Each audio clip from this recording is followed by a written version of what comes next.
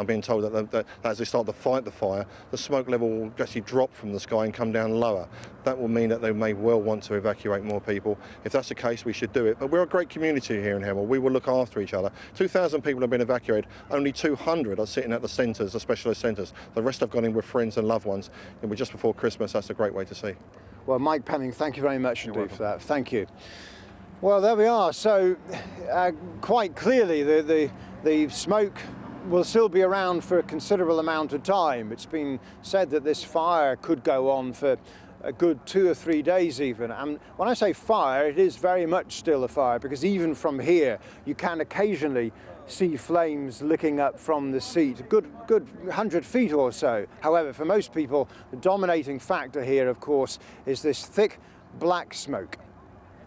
Chris, for now, thank you very much indeed. We'll be returning to you throughout the course of the afternoon, of course. Let's just quickly take you back to our helicopter now, which has refueled and has gone back much closer to the scene of these explosions. And just as Chris was saying there, look at those flames which are continuing to burn. Very little seems really to have changed in terms of the intensity of that fire since those first explosions just after 6 o'clock this morning, 3 minutes after 6. Hundreds of thousands of tons, or certainly tens of tons of fuel are still burning.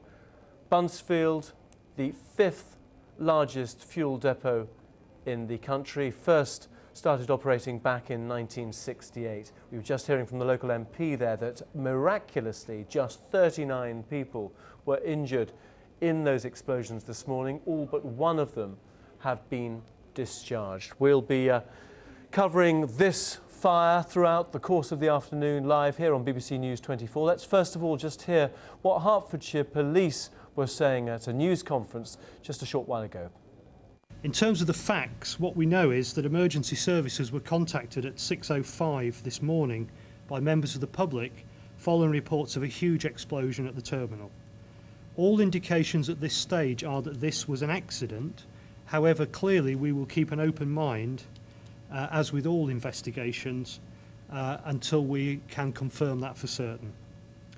We currently have around 100 police officers working at the scene, with higher numbers of fire service personnel also at the scene. As a result of the operation at the scene, we are anticipating that there will be further explosions during the morning, and we want to reassure the public that that is nothing untoward and is now expected. In terms of the site itself, there were a number of staff at the site at the time of the accident, and work is clearly still being undertaken to assess and collate information about their status. However, at this stage, we believe there are around 36 casualties, and I would emphasise that the vast majority of these are not serious injuries and are being treated at local hospitals. We think at the moment about 4 people are more seriously injured. If people have concerns about family members or friends, we have set up a casualty bureau number, and that number is 0800 096 0095. If I could repeat that, it's 0800 096 0095. There is also an overseas number on 0207 158 0125. And again, if I can repeat that, 0207 158 0125, obviously for anybody living abroad with concerns. As things stand at the moment, there is a plume of smoke above the site. There are light winds blowing from the west, and the plume is moving very slowly eastwards. This cloud, not least because it contains heavy smoke, is an irritant and will certainly make people who inhale it potentially cough, potentially irritate their eyes, and potentially feel nauseous. Our very strong advice is that people must keep out of the plume of smoke. And if the windows of your house have been blown out or are damaged, then we would suggest that you should evacuate yourself to somewhere safer. Chief Constable Frank Whiteley speaking at that press conference a little earlier today. You're watching BBC News 24. The time is 32 minutes past 2. Let's just remind you of our main story today. Fires are still burning at an oil depot in Hemel Hempstead in Hertfordshire. A series of huge explosions ripped through the depot just after 6 o'clock this morning. Blasts could be heard 100 miles away. This is one of the first pictures of the fires caught on camera by an eyewitness. Troy Woodland was working at the depot site when the explosion happened. It felt like the actual building had been pushed over. When I went outside, I realised that there was debris everywhere. The buildings aside were obliterated. The fronts of buildings were missing, and this huge ball of flame was again in front of me. Latest information is that one person has been seriously injured. More than 30 were treated for minor injuries. Police said it was surprising more people weren't hurt. Well, a huge plume of smoke is moving eastwards, and police are warning the public to keep windows closed and stay indoors. The M1 is closed to traffic between junctions 6 and 10. Flights at Heathrow Airport have also been affected. The fires are still burning extremely fiercely. Let's take you back to our helicopter now. These, the live pictures from the Buncefield fuel depot, those flames still being sent hundreds of feet into the air. Half the depot is alight, the other half is being contained and obviously has been evacuated, with fire and rescue crews hosing down the other tanks in the area. It's expected that this fire could go for another 2, maybe 3 days. Fire officers say they need to just contain it before they can then use foam once it's really burnt itself out. Let's go back now to just a mile away from the blaze to my colleague Chris Egan. Chris. Right, Tim, some of the remarkable stories today have come from people who were actually right by this explosion when it happened. It's all part of what makes you think about how remarkable it is that only 36 people were hurt, and most of them in a very minor way. There is now only one person in hospital who has a problem with lungs as a result of breathing in by this. Quite incredible when you look at the extent of what's happened and how more than 8 hours on, it's as if it's only just happened. Well, some of the remarkable stories were from people who were right there at the time, and one of them was a tanker driver who was actually at the depot when this happened this morning. He spoke to my colleague Joanna earlier on today. I got to work this morning about 6 o'clock, pulled into the car park, and was walking up to get in the turnstiles to collect my vehicle, and as I got halfway I just saw a huge ball of flame which must have been all 50 metres across, followed by a huge bang explosion, loudest bang I've ever heard in my life. I'm not sure whether my knees buckled or whether the blast took off my feet. I was sort of in shock. I just got up, ran back to my car as fast as I could, not really thinking that my car could have been damaged, and I should have actually carried on running out of the building. Jumped in my car, started my car up and got off site as quickly as I could, got to a roundabout, stopped with some other drivers, a couple of BP drivers behind me, and we stopped there, had a look, and we just saw one of the tanks themselves shooting flames 40, 50 feet into the air. Were you injured at all? Well, no, I feel fine. I just landed on my backside and just got up and ran, you know.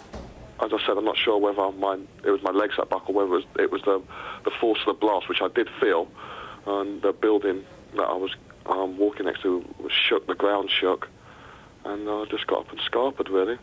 Could you see where the explosion had actually happened? It looked like it happened behind the loading racks where the drivers go up to load, where I could have been at 6 o'clock this morning, but for going in yesterday and preloading my vehicle for this morning just to make life easier for myself so I wouldn't have to queue up, because sometimes there can be a bit of a queue for the loading racks because there are Shell drivers, Texaco drivers, Tesco drivers and all sorts of people loading up there. So to avoid that this morning, I preloaded my vehicle yesterday, but I would have been there at 6 o'clock when the explosion happened. So just describe for us in more detail, if you can. You describe it, you think it was behind the loading racks. What exactly is in that area? There are 8 to 10 racks where we pull onto the bay and connect hoses to load our vehicles up when we're going to the different petrol stations or schools, farms and that sort of thing. I would say 50 to 100 feet behind that is the first big tank. Now, I don't know if it was that tank that went up, but there are 3 or 4 dotted around that are actually behind that, so it could have been one of them. We just couldn't see from there. So if you were on the loading racks when it went up, I'm just concerned for the drivers there might have been a bit of trouble there. It was clearly a catastrophic explosion. We can see the scale of it from our pictures. How much fuel might have been in those tanks at the time? Well, I've been told that each tank can hold up to 3 million gallons, so that is a hell of a lot of fuel, and I don't see how any firefighters can actually get near to that to fight it, because the heat will be so intense. They can hold up to 3 million gallons. Would they have been full at that time? That I don't know. The technicians would know, but they could well have been full at that time. Could well have been. And we heard earlier that the oil depot itself is actually divided into two sections. One is for aviation fuel and the other is for domestic fuel. Was this on the aviation side? I don't think so. I think it was on the side of the fuel for cars. I don't think it was aviation fuel, because that goes through pipelines. I'm not sure where those tanks are in relation to where the explosion were, but I think it was, as I said, for like the Totals and the Pace drivers of this world. So how much activity would have been going on at that site at the time? At that time, drivers, barring Total drivers who normally are in and out of there by 5 o'clock, I would have been up there, Texaco drivers would have been up there, Tesco's drivers. Most drivers go up there and load. The shift normally starts about 6 o'clock.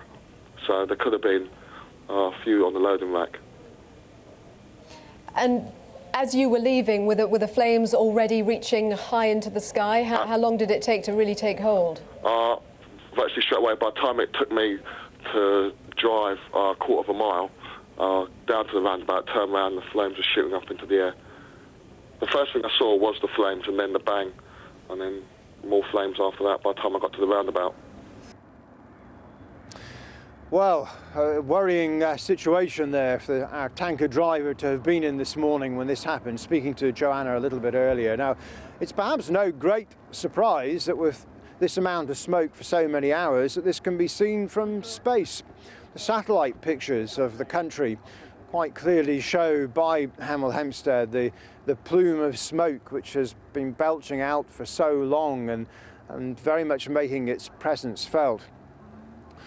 There have been a number of reports from people who have been right next to this where it happened, like our tanker driver, for example. This was an industrial estate, and early this morning, when of course there were very few people around, and some of the eyewitnesses who've spoken most graphically about what happened have been security guards, and indeed one of them was working in a building right next to the depot and ended up having to scramble out of the building because part of it collapsed. And he spoke to Joanna again, Joanna Gosling, who was in the News 24 studio this morning. His name was Rahel Ashraf. Here's his story. I was just taking a little tour in the offices. I was actually on the top floor, and I could smell a lot of fume. I had no idea where it was coming from because it's an office building, and you know, how would you smell petrol in an office building? It was a matter of a second. It was a humongous blast. I fell down to the ground, and the moment when I opened my eyes, there was nothing left of the building, and you know, it was just a miracle that I was just standing there and I didn't have a scratch on me. The whole building was torn apart, but I was now stuck on the top floor. So the only thing I could do now was jump out the window. Luckily for me, when I looked out the window, there was a lot of gravel, bricks and concrete, which had kind of like raised the car park up a little bit, and I was able to jump down and crawl my way out of the actual car park. You had to jump out of the building. It must have been absolutely terrifying. It really, really was. You didn't know what was going on. All I could hear was this long, thundery sound with the after effects of the bang. But you know, you had no idea what had happened. It was a very, very scary experience. And once you jumped out of the building, what happened then? What could you see? Well, I was trying to get away from the building as quick as possible. I was falling down on my knees with the shock. Looking back at the building, there was nothing left of it. It was on fire. And I just dragged myself towards the road, and then some chaps over from Northgate ran across, and they grabbed me and took me towards the hut. And were you injured badly at all? No, thank God. I just had a couple of scratches, just a little bruise on my knee from when I jumped out the window. Other than that, absolutely fine.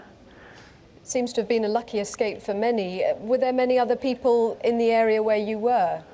Well, there were quite a lot of people working in North Gate because it's open 24 hours, so they're obviously working through the night, and there's a lot of people around. Luckily for me, there were a lot of them around to actually help me.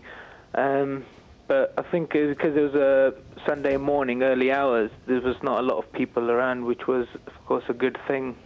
It's phenomenal seeing the pictures that we're seeing, and these have obviously been taken from a little distance away, but to have been up close to those flames, just describe to us the heat, the smell, what it was like. Oh, it was awful. It was like you were in hell. The flames were as high as 200 feet, and it just kept rising, and we could literally see the fire growing. And we just had to keep going further and further and further away from the fire because it was just getting completely out of control. It was just growing.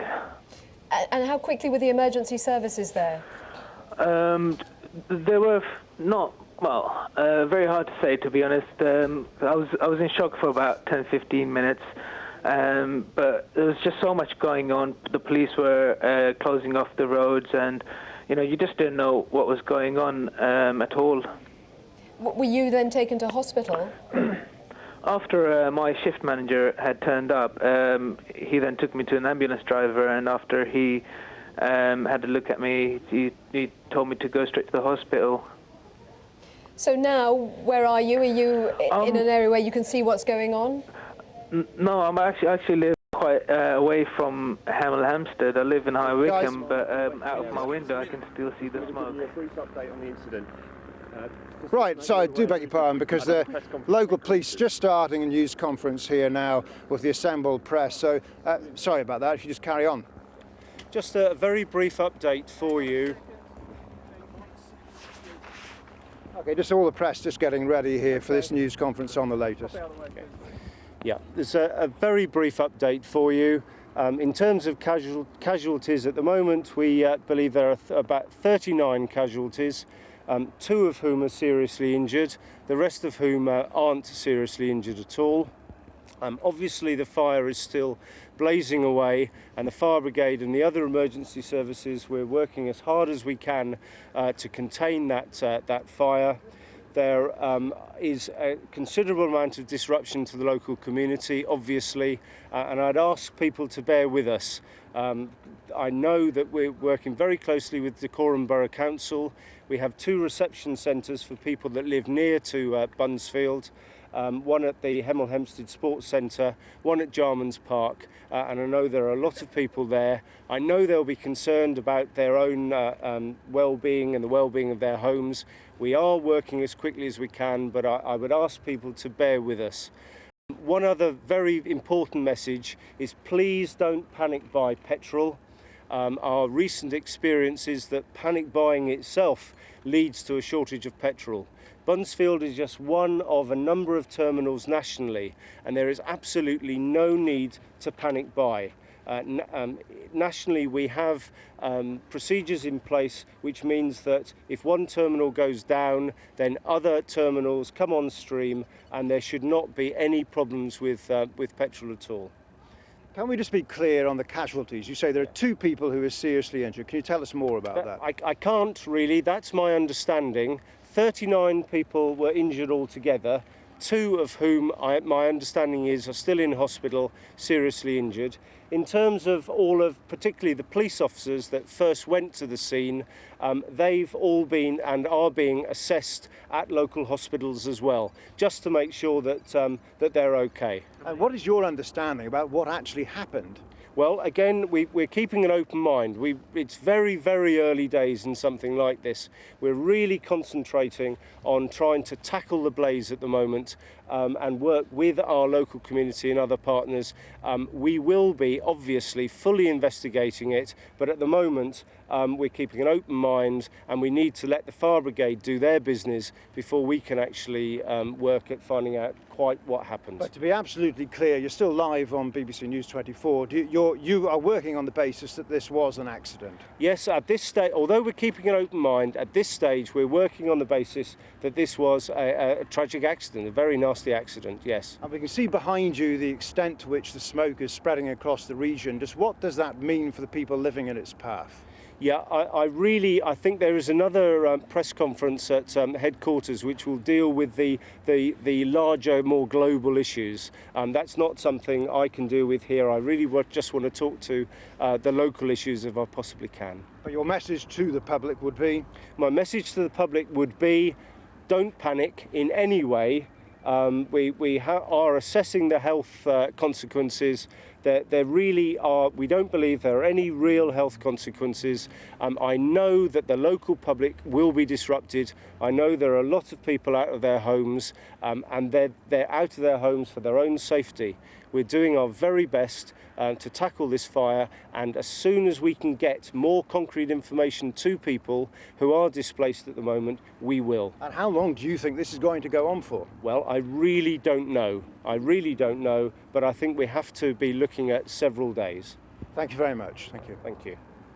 Any other questions for anyone? Sorry, can you just clarify first? You say 2 people are still in hospital, or there are 2 people seriously injured in hospital and some others in hospital as well? I can't tell you the exact numbers, but I believe that there are still 2 people in hospital who are seriously injured. Are they in the same hospital? That I don't know, I'm afraid. I can't tell you exactly. Okay, thank you very much indeed. Thank you very much for that. So there we are, the latest situation there from the police as to what's happening here with the smoke behind, of course, as you say. Just to recap on that, we're a little clearer now on the figures, the statistics, as you just heard people talking about there, as to how many people were actually caught up in this explosion. We know 39 people were taken to hospital. Very quickly, most of those were discharged, were sent home as not being seriously ill, but 2 people are more seriously ill. Our understanding is that at least in one case, it's an issue of having inhaled smoke and a problem with the lungs. We certainly don't believe anybody's life is under threat. That's the guidance to us anyway. And you heard there from the police's, from the Chief Superintendent's own response to how long this would go on for. Not at all clear. I mean, it really is the sort of incident which many people have been having to gauge what this is all about as it goes on. Because there is talk that this will have to simply burn out the oil below, that most of the petrol has actually gone in what may have been a vapour explosion, as some experts have been describing it, and now this great tanker, this great container of oil is having to burn itself out. One expert told us how the fire brigade were effectively working from the outside in a situation which was more about containing the fire rather than trying to put it out. And when you look from our live helicopter pictures from up in the air at the effect of the smoke in the region, you get a real sense of the scale and the intensity of this smoke. We were putting it there to the police about what this meant for anybody in its path. It is one of the slightly odd aspects of this that if you take when you're back down at ground level, our own position where you saw us having that news conference with the police just a moment ago, it was about a mile and a half from the actual seat of the fire. And it's been a lovely clear day here, frankly, where remarkably we've not even been able to smell the smoke. There's just no hint about it at all, except for the rather obvious large looming presence of the smoke. But we mentioned there about how the police were talking about the advice to people if they are in the path of the smoke, and for them it's a very different story. Keep the windows shut and stay indoors. But there's been quite a hunger for information from many people, wanting to know how serious this is, and not everybody's been entirely happy that they've been getting all the information they've needed. The roundabout, we were speaking to local MP just a short time ago, and around about 2,000 residents, the Chief Superintendent mentioned as well there, have been evacuated from their homes. There is some talk that that number could in fact actually go up, rather than the 2,000 coming back into their homes, that as the fire brigade get closer to actually tackling the fire, that will in fact bring the smoke down to a lower level and lead to more people being evacuated. However, if you look behind me, you see the smoke still going up and then east, and down below that it drops down again and it creates this sort of pea soup type fog. And that's the issue which is so concerning for the people who lie in its path. Well, there we are, the police chief superintendent there for the local force, getting us up to date on the situation here in Hemel Hempstead. Back to Tim.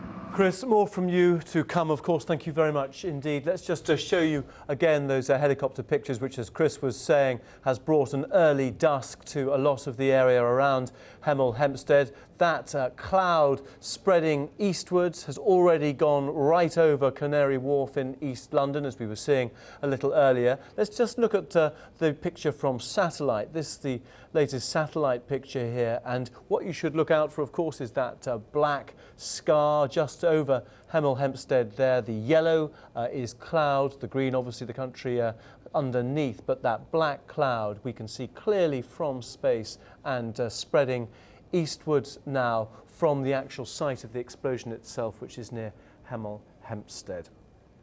There's been some evidence of people buying extra petrol. We were just hearing in that press conference, though, with Chris, that the police were urging the public not to panic buy. Let's get the very latest now on quite what the supply situation is with fuel. Let's speak to our business correspondent Patrick Bartlett, who joins me in the studio.